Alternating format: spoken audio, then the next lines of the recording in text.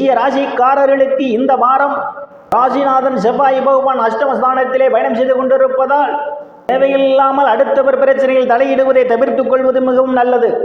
அடுத்தவருக்கு பொறுப்பேற்றுக் கொள்வதை தவிர்ப்பது மிக மிக நல்லது. இல்லையேல் அதற்கு நீங்களே முழு பொறுப்பேற்க வேண்டியிருக்கும்.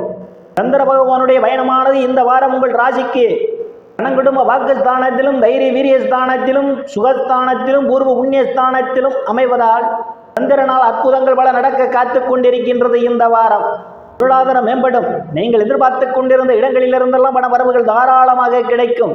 உங்கள் பேச்சிலே ஒரு தெளிவிருக்கும். சாதுரியமாக பேசி எளிதில் சாதித்து விடுவீர்கள். உங்களை சுற்றி உள்ளவர்கள் உங்கள் பேச்சுக்கு மதிப்பு மரியாதையும் கொடுப்பார்கள்.